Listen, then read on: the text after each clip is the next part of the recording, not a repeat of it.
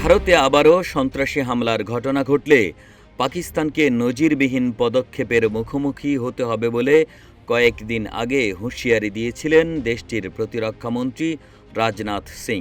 তার এই হুঁশিয়ারির কয়েকদিন পর পাকিস্তানের প্রতিরক্ষামন্ত্রী খাজা আসিফ বলেছেন, ভবিষ্যতে ভারতের যে কোনো দুঃসাহসিক কর্মকাণ্ডের জবাবে কলকাতায় হামলা চালাবে পাকিস্তান। জম্মু কাশ্মীরের পেহেলগামে সন্ত্রাসী হামলায় ২৬ জনের প্রাণহানির বার্ষিকীর আগে চিরবৈরী দুই প্রতিবেশীর মাঝে ওই হুমকি পাল্টা হুমকির ঘটনা ঘটেছে।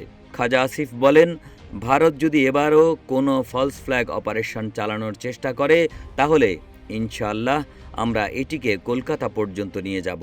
খাজা আসিফের এমন হুমকির বিষয়ে ভারত এখন পর্যন্ত কোনো প্রতিক্রিয়া জানায়নি। পাকিস্তানের এই প্রতিরক্ষামন্ত্রী বলেন, ভারত নিজেদের লোক অথবা বন্দি পাকিস্তানিদের জড়িয়ে একটি সম্ভাব্য ফলস ফ্ল্যাগ অপারেশন পরিচালনা করতে পারে।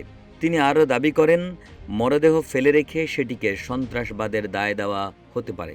খাজা আসিফ আরও বলেন, পাকিস্তান শান্তি ও আঞ্চলিক স্থিতিশীলতার প্রতি প্রতিশ্রুতিবদ্ধ, তবে পাকিস্তানের সার্বভৌমত্ব রক্ষার সংকল্প নিরঙ্কুশ, প্রস্তুতি পূর্ণাঙ্গ এবং এর প্রতিক্রিয়া হবে দ্রুত, পরিমিত ও চূড়ান্ত।